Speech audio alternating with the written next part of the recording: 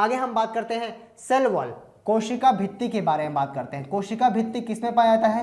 Plant में generally हम बात करते हैं, प्लांट में, और बैक्टीरिया में भी पाया जाता है, ठीक है, लेकिन मोस्टली प्लांट पे। बना किससे होता है, ये बहुत इंपॉर्टेंट। कोशिका भित्ति जो बना होता है वो आपको याद रखना है सेलुलोज का बना होता है। किसका बना होता है? सेलुलोज का। इसके अलावा हेमीसेलुलोज भी होता है, ये भी आपको याद रखना है, लेकिन मेनली जो बना होता है वो सेलुलोज होता है। और भी मटेरियल है, हेमीसेलुलोज और पैकेटिन भी है, लेकिन इंपॉर्टेंट ये है कि सेलुलोज होता है, इसको आपको ध्यान रखना है, उससे बना होता है। और सेलुलोज क्या है? सेलुलोज जो है पॉलीमर है, किसका? ग्लूकोज से बना हुआ, ठीक है, ग्लूकोज का पॉलीमर है। मतलब सेलुलोज एक बहुलक है, जो कि उसका एकलक क्या है? ग्लूकोज है। इसको आपको जो है बेसिकली याद रखना है। कोशिका भित्ति क्या करता है? ये टफ होता है, रिजिड होता है, डेड सेल, मृत कोशिका का बना होता है। तो पौधे को आप देखना वो बाहर से एकदम हार्ड होते हैं, उसके हार्ड होने का कारण क्या है? Cell wall. ये क्या करते हैं? ये प्लांट को प्रोटेक्शन प्रदान करते हैं। अंदर उसको जो है प्लांट के अंदर जो भी कंपोनेंट उसके मौजूद है सेल्स के अंदर, उसको बेसिकली ये क्या करते हैं?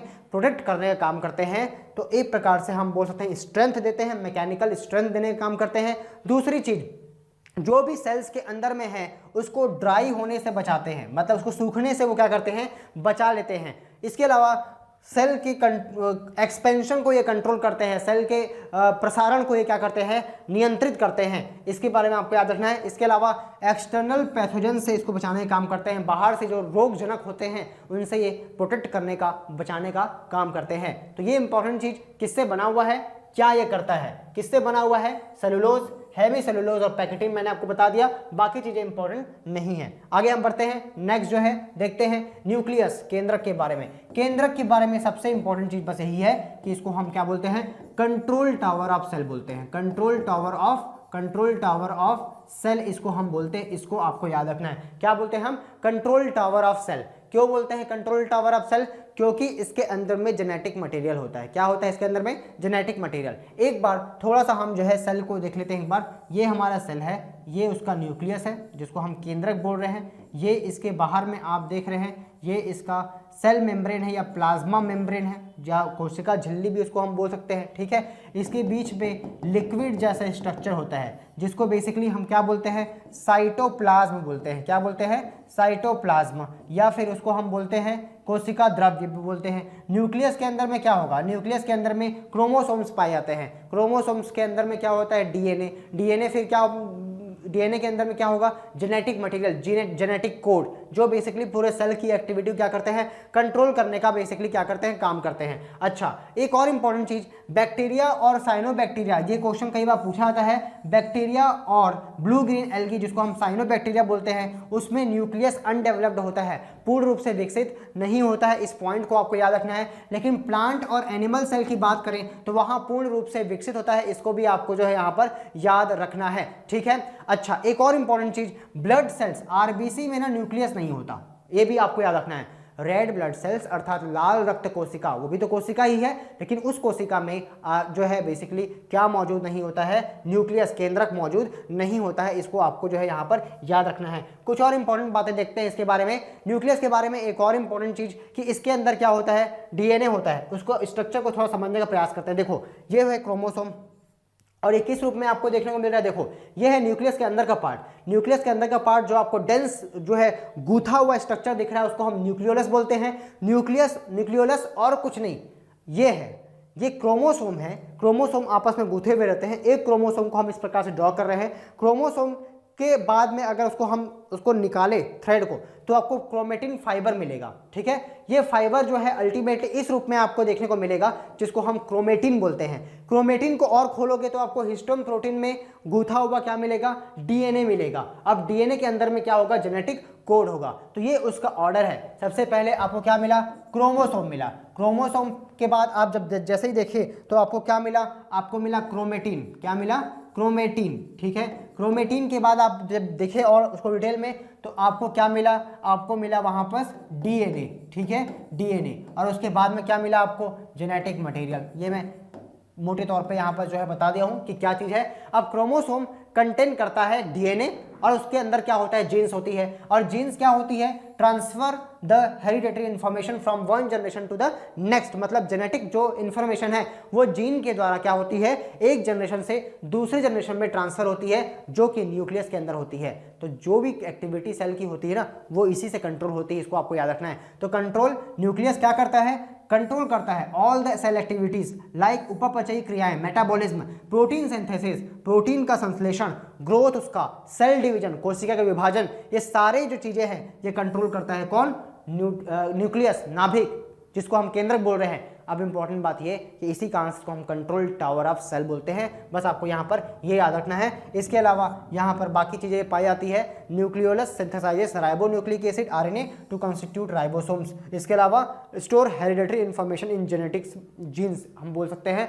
तो कुल मिला के अगर हम मोटे तौर पर देखें तो न्यूक्लियस जो है अपने जेनेटिक मटेरियल कंटेन करने के कारण से वो पूरे सेल की एक्टिविटी को कंट्रोल करता है, दैट इज वाई इसको हम कंट्रोल टावर ऑफ सेल बोलते हैं। वही इस पॉइंट में इंपॉर्टेंट है। आगे हम बात करते हैं साइटोप्लाज्म की, जिसको हम बेसिकली क्या बोलते हैं, कोशिका द्रव्य भी बोलते हैं, कोशिका द्रव्य या फिर जीव द्रव्य भी बोलते हैं, जीव द्रव्य भी इसको हम जो है बोलते हैं। तो इसके बारे में आपको याद रखना है कि ये जेली लाइक का मटेरियल होता है, मतलब आपकी कोशिका है और न्यूक्लियस है, उसके बीच में कुछ आपको जेली के जैसा स्ट्रक्चर दिखेगा, उसी स्ट्रक्चर को हम क्या बोलते हैं, कोशिका द्रव्य बोलते हैं। प्रेजेंट बिटवीन प्लाज्मा मेम्ब्रेन और न्यूक्लियस के बीच में मौजूद होता है। इसके अंदर क्या होते हैं, इसके अंदर लिक्विड पोर्शन है जिसमें सिस्टोसोल और बहुत सारे पार्टिकल्स होते हैं जिसको हम सेल ऑर्गेनल्स बोलते हैं। साथ ही साथ protein, carbohydrate, nucleic acid, lipids, inorganic ions, इन सबको ये क्या करता है, कंटेन करने का काम करता है। इसके अलावा बहुत सारे सेल ऑर्गेनल्स जैसे कि माइटोकॉन्ड्रिया,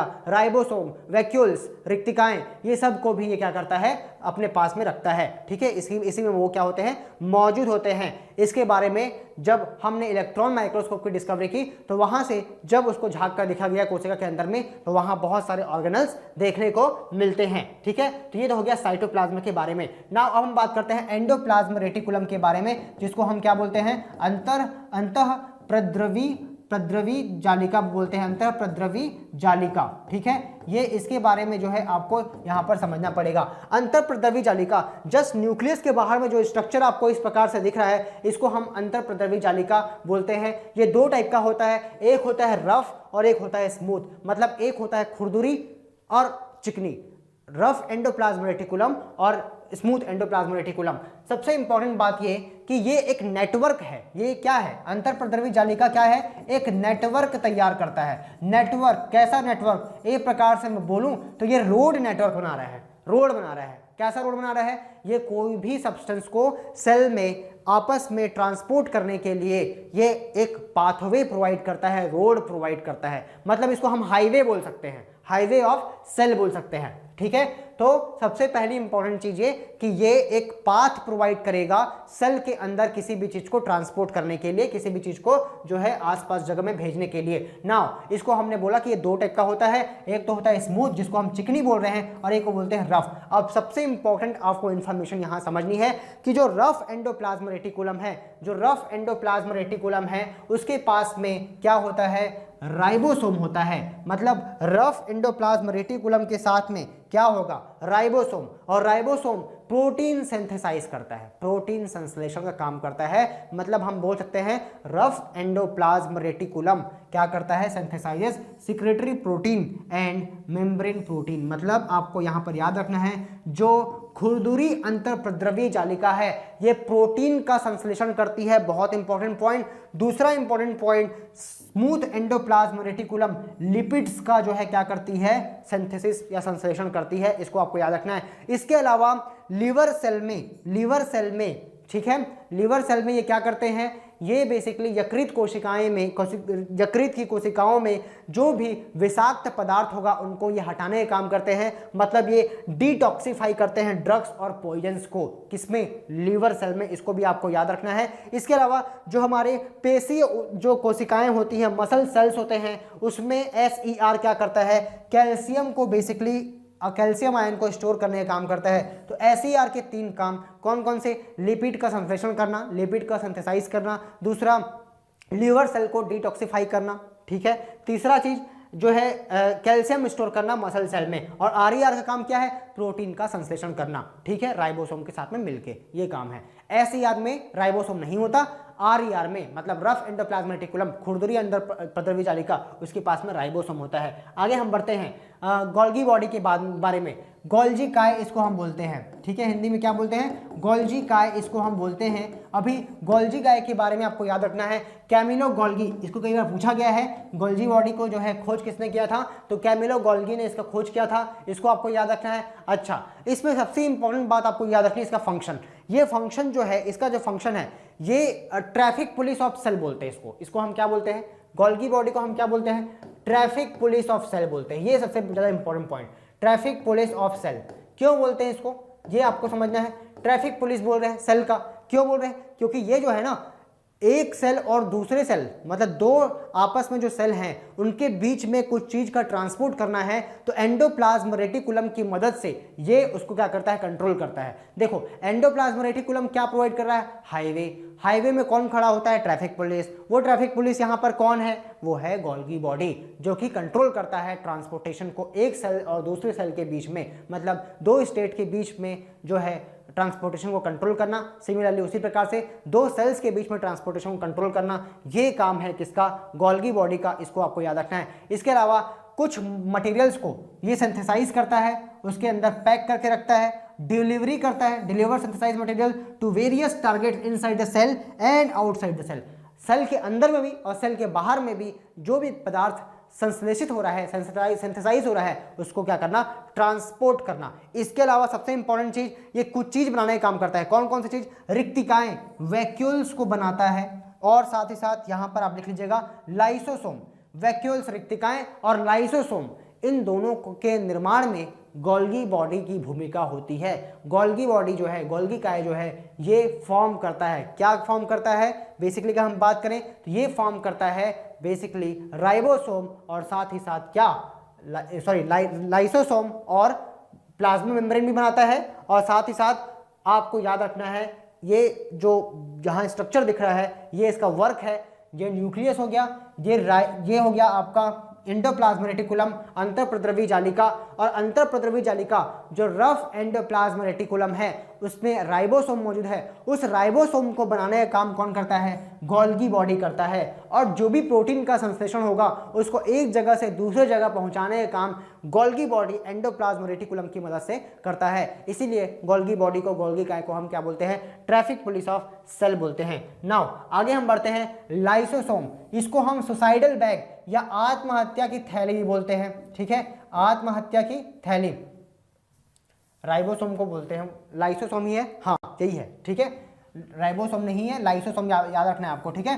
तो यहाँ पर राइबोसोम के बारे में मैंने आपको बता दिया था कि राइबोसोम जो होता है, यहाँ पर जो है आप देख रहे हैं लाइसोसोम तो ये है, और एक मिनट यहाँ पर आपको ध्यान देना है कि जो एंडोप्लाज्म रेटिकुलम है उसमें राइबोसोम, ये जो है, ये इसको बोलते हैं प्रोटीन फैक्ट्री ऑफ सेल, मतलब यहां पर जो है प्रोटीन सिंथेसाइज होता है। आपको याद रखना है, ribosome is a site of protein synthesis.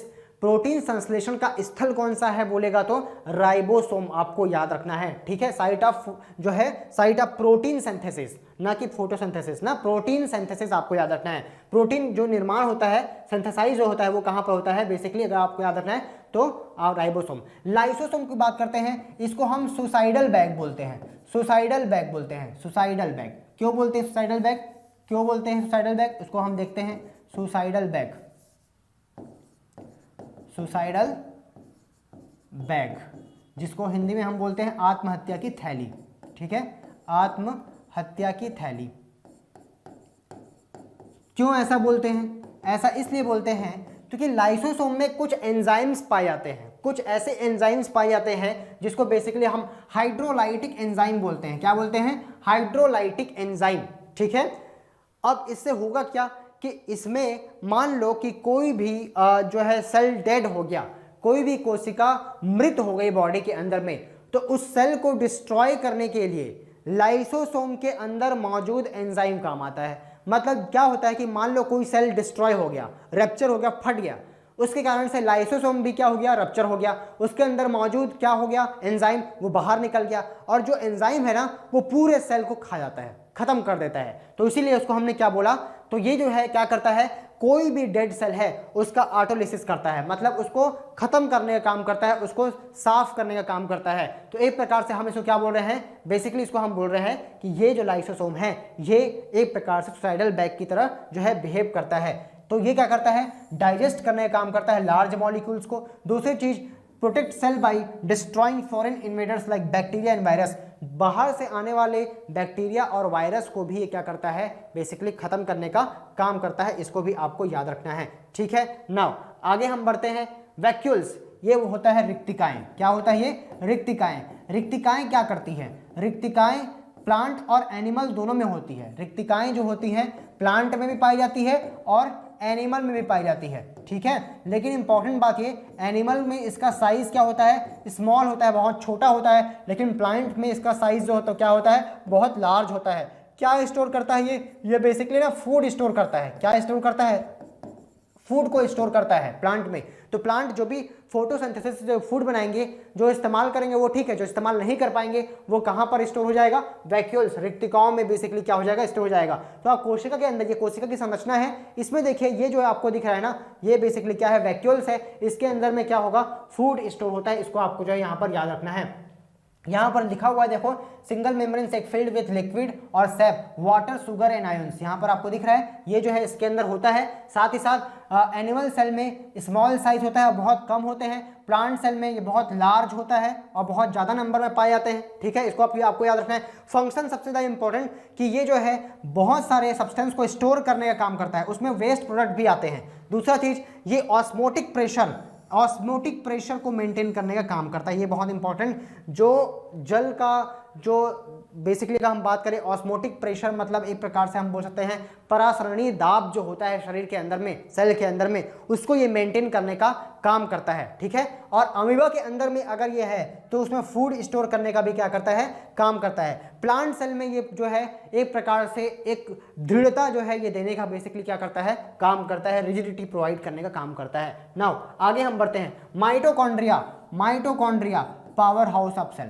Power house of cell, ठीक है। बहुत इंपॉर्टेंट इंफॉर्मेशन, इसको आपको याद रखना है। पावर हाउस ऑफ सेल, ऊर्जा घर बोला जाता है माइटोकॉन्ड्रिया को।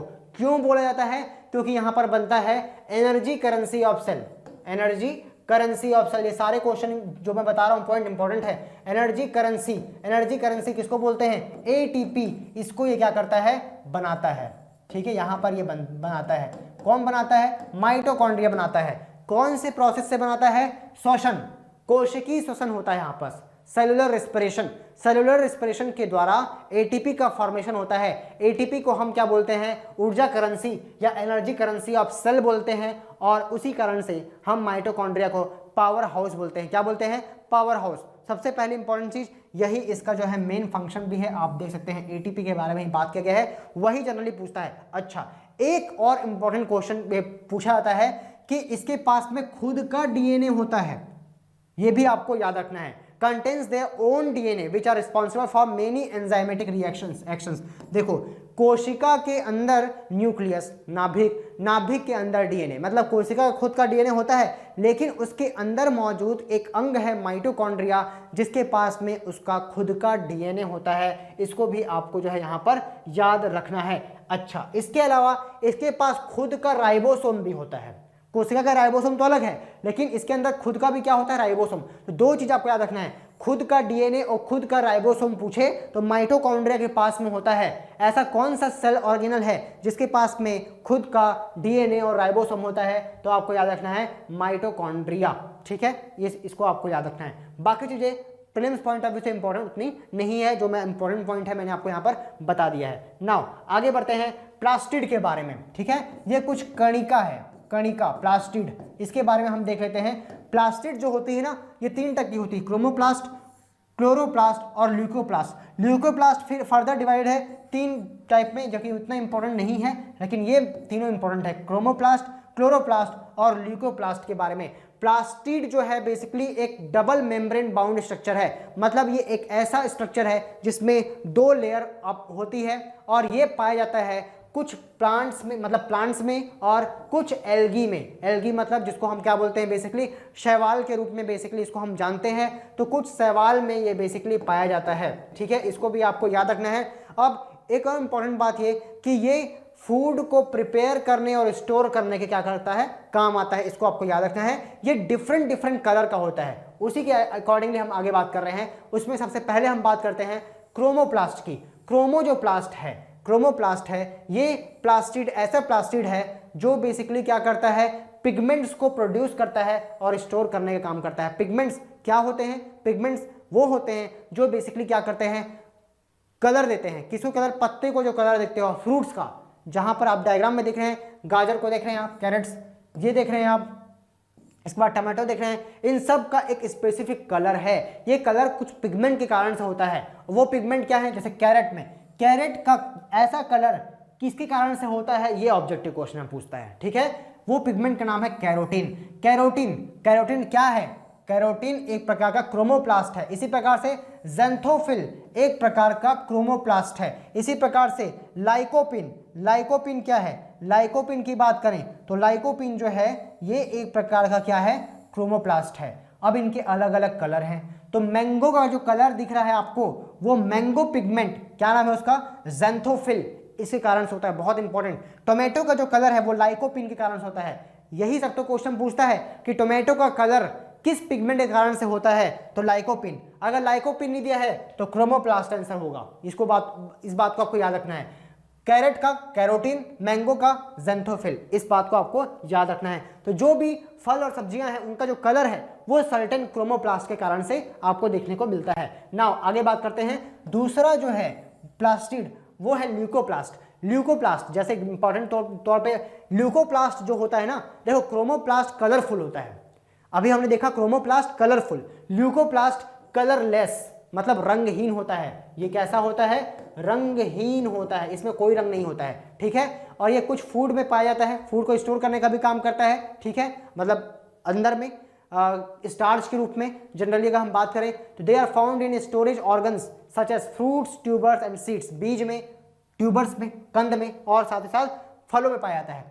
पोटैटो ट्यूबर्स, जब हम आलू की कंद की बात करते हैं ना, तो वो उसमें बेसिकली फूड क्या है, स्टार्च के रूप में जो है वहां पर बेसिकली स्टोर्ड है। तो उसमें क्या पाया जाता है, ल्यूकोप्लास्ट। अगर पूछे आपको पोटैटो में क्या पाया जाता है तो ल्यूकोप्लास्ट। कौन सा प्लास्टिड पाया जाता है पोटैटो में, ल्यूकोप्लास्ट पाया जाता है। मेज, मक्का के दाने में, अनाज में क्या पाया जाता है, ल्यूकोप्लास्ट पाया जाता है। और वो क्या स्टोर करता है, ये भी इंपॉर्टेंट, प्रोटीन। मक्का में ल्यूकोप्लास्ट प्रोटीन स्टोर करता है। पोटैटो में, आलू में leucoplast store starch. But in case of castor seed, ये कैस्टर सीड, कैस्टर ऑयल सुना होगा आपने, उसमें ये क्या स्टोर करता है ल्यूकोप्लास्ट, उसमें स्टोर करता है ऑयल, तेल। ठीक है, तो ये मैंने आपको बता दिया। पोटैटो, मेज ग्रेन, कैस्टर सीड, इन सब में पाया जाता है कौन सा प्लास्टिड, ल्यूकोप्लास्ट, जो कलरलेस है और ये फूड स्टोर करता है किस फॉर्म में, पोटैटो में स्टार्च की फॉर्म में, मेज में प्रोटीन के फॉर्म में, कैस्टर सीड में ऑयल के फॉर्म में। इसको आपको याद रखना है। आगे बढ़ते हैं, क्लोरोप्लास्ट के बारे में बात करते हैं, बहुत इंपॉर्टेंट। क्लोरोप्लास्ट केवल और केवल किस में होता है, क्लोरोप्लास्ट जो है केवल और केवल पाया जाता है प्लांट में। ठीक है, किसमें पाया जाता है, प्लांट, जो भी हरे जो आपको दिखते हैं उसमें पाया जाता है। ठीक है, क्लोरोप्लास्ट क्या है, ये भी एक पिगमेंट है। कैसा पिगमेंट है, ग्रीन पिगमेंट है जनरली अगर हम बात करें तो। हालांकि होते ये 4 टाइप के हैं लेकिन वो इतना इंपॉर्टेंट नहीं है, बस क्लोरोप्लास्ट आपको याद रखना है, ये 4 टाइप के होते हैं। ठीक है, उसमें जो है बेसिकली अगर हम बात करें तो क्लोरोप्लास्ट जनरली जो है हम देखते हैं जो हरा रंग है उसका जो है पौधों का हरा रंग, वो किसके कारण से होता है, क्लोरोप्लास्ट के कारण से होता है। यह भी डबल बाउंड मेम्ब्रेन स्ट्रक्चर है, उतना इंपॉर्टेंट ये नहीं है। सबसे ज़्यादा इंपॉर्टेंट इसमें जो पॉइंट है वो ये है कि इसका function, convert light energy into chemical energy in the form of food, provide green colour to the leaves, stem and vegetables. मतलब जो भी हरा कलर आपको दिखता है पौधों में, ठीक है, पत्तियों में, वो किसके कारण से है, क्लोरोप्लास्ट के कारण से है। क्लोरोप्लास्ट के अंदर में एक पिगमेंट होता है, कौन सा पिगमेंट होता है, तो क्लोरोफिल। कौन सा पिगमेंट, क्लोरोफिल जो होता है। तो क्लोरोफिल जो होता है बेसिकली वो क्या होता है, क्लोरोफिल जो होता है, मैं यहां पर लिख देता हूं अच्छे से, क्लोरोफिल जो होता है वो बेसिकली आपका पिगमेंट है। जिसको हम क्या बोलते हैं, क्लोरोप्लास्ट के अंदर पाया जाता है। ये ग्रीन कलर का पिगमेंट है, ठीक है, जो हरा रंग जो है क्या करता है, प्रोवाइड करता है। क्लोरोफिल क्या करता है, क्लोरोफिल सनलाइट को ट्रैप करता है, सन की जो एनर्जी है उसको क्या करता है, वो ट्रैप करता है और फिर उसके कन्वर्ट होता है वो फोटोसिंथेसिस के द्वारा किसमें, जो है अगर हम बात करें तो केमिकल एनर्जी के फॉर्म में, ठीक है, इन द फॉर्म ऑफ फूड। अब लाइट एनर्जी कन्वर्ट हुआ केमिकल एनर्जी और फिर वहां से वो बना फूड। इसको आपको जो है यहाँ पर ध्यान में रखना है। तो ये हो गया क्लोरोप्लास्ट के बारे में। नाउ आगे बढ़ते हैं सेंट्रोसोम। सेंट्रोसोम क्या होता है, सेंट्रोसोम की अगर हम बात करें तो ये बेसिकली न्यूक्लियस के पास मौजूद होता है। मतलब सेंट्रोसोम कहाँ पर पाया जाता है, सेंट्रोसोम पाया जाता है केंद्रक के पास में, केंद्रक के पास, न्यूक्लियस के पास में ये बेसिकली होता है, ठीक है। फंक्शन इंपॉर्टेंट है। फंक्शन क्या है इसका, मेन फंक्शन जो है इसका from spindle fibre which help in the movement of the chromosomes during cell division. देखो इसका सेंट्रोसोम का जो मेनली इस्तेमाल है ये कोशिका विभाजन के समय होता है। सेल विभाजन, कोशिका डिवीजन, सेल डिवीजन या कोशिका विभाजन, उस समय में क्रोमोसोम को मूवमेंट की जरूरत पड़ती है। उसी के लिए सेंट्रोसोम क्या करता है, कुछ स्पिंडल फाइबर, कुछ रेसा टाइप का स्ट्रक्चर जो है बनाने का काम करता है। साथ ही साथ सिलिया और फ्लैजिला, जिसके कारण से जो है बेसिकली वो क्या हो पाएगा, आगे बढ़ पाएगा। फिंगर जैसा स्ट्रक्चर बनाता है जिसके कारण से कोई चीज आगे मूव हो पाती है। बस इतना आपको यहाँ पर याद रखना है। नाउ आगे बात करते हैं साइटोस्केलेटन। स्केलेटन मतलब ढांचा, कोशिका का जो ढांचा बनाने में मदद करे उसी को हम क्या बोलते हैं, साइटोस्केलेटन, ठीक है। साइटोस्केलेटन क्या करता है, शेप और स्ट्रक्चर जो है देने का काम करता है, किसको, सेल को, ठीक है। और सेल में मूवमेंट का भी काम करता है। मतलब एक प्रकार से अगर बोले तो यहाँ पर आपको छोटे छोटे ट्यूब दिख रहे होंगे, ये माइक्रो ट्यूबल्स ही जो है बेसिकली क्या है, साइटोस्केलेटन बोल रहे हैं। वो पूरा एक ढांचा बनाने का वहाँ पर क्या करते हैं, काम करते हैं। हमारे बॉडी में हड्डी होते हैं, बोन्स होते हैं, उनका एक स्ट्रक्चर है जो हमारे शरीर को एक निश्चित ज्यामिति देने का काम करते हैं, एक निश्चित आकृति देने का काम करते हैं, शेप देने का काम करते हैं। उसी प्रकार से साइटोस्केलेटन सेल के अंदर होते हैं, ट्यूब के स्ट्रक्चर में। अब हम बात करते हैं प्रोकैरियोटिक सेल और यूकैरियोटिक सेल के बारे में। प्रोकैरियोटिक सेल, प्रोकैरियोटिक कोशिका, यूकैरियोटिक सेल, यूकैरियोटिक कोशिका। प्रोकैरियोटिक सेल, जिसको प्रो का जो मीनिंग होता है वो प्रिमिटिव होता है। प्रिमिटिव, प्रिमिटिव का मतलब क्या है, प्रिमिटिव का मतलब ये है, देखो मैं अच्छे से लिख रहा हूं, प्रिमिटिव, प्रिमिटिव का मतलब ये होता है कि ऐसा कोशिका जिसमें न्यूक्लियस वेल डेवलप्ड नहीं है, मतलब जिसका नाभिक, जिसका केंद्रक बोल लो, ठीक है, केंद्रक जो है अविकसित है, अविकसित, ठीक है, अविकसित है। तो ऐसी कोशिका जिसमें केंद्रक अविकसित होता है, अनडेवलप्ड होता है, कौन, न्यूक्लियस, उसको हम प्रोकैरियोटिक सेल बोलते हैं। जबकि यूकैरियोटिक सेल जिसमें न्यूक्लियस पूरी तरह से डेवलप्ड होता है, इसमें एक क्रोमोसोम मौजूद होता है, इसमें एक से ज़्यादा क्रोमोसोम मौजूद होते हैं, इसमें जो भी ऑर्गेनल्स होते हैं, मेम्ब्रेन बाउंड ऑर्गेनल्स, ये एब्सेंट होते हैं, अनुपस्थित होते हैं, ठीक है। जबकि इसमें क्या होते हैं, मौजूद होते हैं, ठीक है। ये बैक्टीरिया, ब्लू ग्रीन, मतलब जितने भी माइक्रो ऑर्गेनिज्म हैं, सूक्ष्म जीव जो एक कोशिकीय जीव हैं, वो प्रोकैरियोटिक होते हैं, वायरस, बैक्टीरिया, ये सब। लेकिन यूकैरियोटिक में जितने बाकी प्लांट और एनिमल, वो क्या होंगे, यूकैरियोटिक। मतलब प्लांट जो होंगे और एनिमल जो होंगे, ये इनमें किस प्रकार की सेल पाई जाएगी, यूकैरियोटिक कोशिकाएं इनमें पाई जाएगी, ठीक है। आगे बढ़ते हैं, एनिमल सेल और plant cell. Animal cell basically अगर हम बात करें तो इनका साइज स्मॉल होता है, सेल वॉल, कोशिका भित्ति जो है ऊपर अनुपस्थित होती है, प्लास्टिड नहीं होता। हम जो है लाल पीले हरे कलर के नहीं दिखते हैं क्योंकि हमारे अंदर प्लास्टिड कणिकाएं नहीं होती, क्रोमोप्लास्ट, क्लोरोप्लास्ट ये सब नहीं होता, ल्यूकोप्लास्ट नहीं होता। वैक्यूल्स बहुत छोटा साइज का होता है, सेंट्रियोल मौजूद होता है, जबकि सेंट्रियोल यहाँ पर एब्सेंट होता है। वैक्यूल्स बड़ा होगा, ज़्यादा नंबर में होगा, प्लास्टिड कणिकाएं मौजूद होती है, कोशिका भित्ति मौजूद होती है और साथ साथ इनका आकार जो है बड़ा होता है। इसको थोड़ा सा हिंदी में देख लेते हैं ताकि आपकी सारी चीज़ें जो हमने पढ़ा है अभी तक वो क्लियर हो जाए। यूकैरियोटिक और प्रोकैरियोटिक में एक बार फिर से हम देखते हैं, इनका आकार, प्रोकैरियोटिक का आकार छोटा होता है, वो इनकम्प्लीट होता है, ये बड़ी और विकसित होती है। केंद्रक की बात करें तो यहाँ पर प्रोकैरियोटिक में अगर हम बात करें सुसंगठित केंद्रक का अभाव होता है, जबकि यहाँ पर उपस्थित होता है।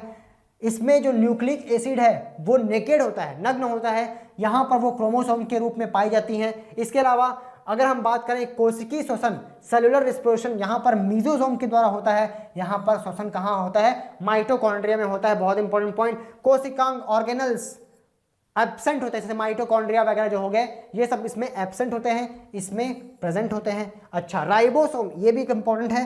70S टाइप का राइबोसोम पाया जाता है प्रोकैरियोटिक में, 80S टाइप का राइबोसोम पाया जाता है यूकैरियोटिक में। राइबोसोम के अलग अलग टाइप होते हैं, 70S और 80S, इसको बस आपको याद रखना है। हिस्टोन प्रोटीन अनुपस्थित, इसमें उपस्थित, जो कि डीएनए को बांध के रखता है। ठीक है। कोशिका विभाजन बहुत सिंपलेस्ट होता है। यहाँ पर कोशिका विभाजन जो होता है ये बहुत कॉम्प्लेक्स होता है और अच्छे तरीके से होता है वो। इसमें उदाहरण देखें तो शैवाल, जिसको हम एल्गी बोलते हैं, जीवाणु, बैक्टीरिया, माइकोप्लाज्मा और प्लोरोनिमोनिया, समजीव, जिसको हम पीपीएलओ बोलते हैं, सबसे स्मॉलेस्ट होता है ये, आपको पता है। उच्च पादप व जंतु, हायर प्लांट और एनिमल्स किसके अंतर्गत आते हैं, यूकैरियोटिक कोशिका के अंतर्गत आते हैं। इसी प्रकार से पादप व जंतु कोशिका में अंतर, मतलब ये आपको हो गया प्लांट सेल, ये आपका प्लांट सेल और ये आपका एनिमल सेल, इसको भी आप एक बार देख लो। ठीक है। कोशिका भित्ति, सेल वॉल, सेल वॉल जो होता है, सेल वॉल मौजूद होगा, इसमें नहीं होगा। ठीक है।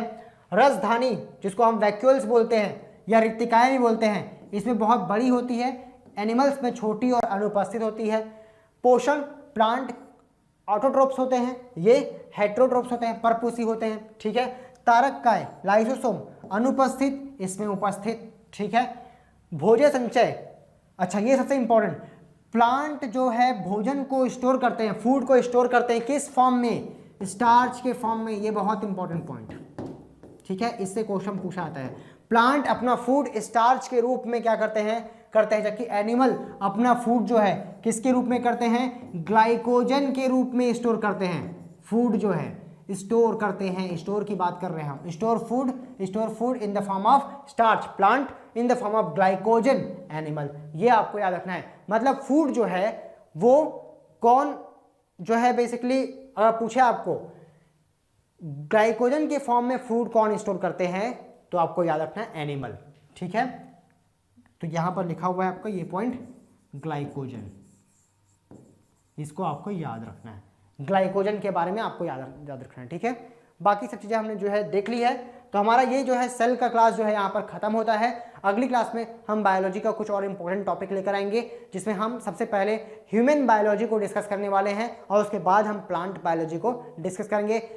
बायोलॉजी का जो सेक्शन है बहुत इंपॉर्टेंट होता है और जनरली इससे ज़्यादा क्वेश्चन आपको जो है प्रीलिम्स में या किसी भी ऑब्जेक्टिव एग्जाम में देखने को मिलते हैं। तो बहुत अच्छे से इसको हम जो है कवर करेंगे, सारे इंपॉर्टेंट पॉइंट को यहाँ पर हम टैकल करेंगे। Thank you.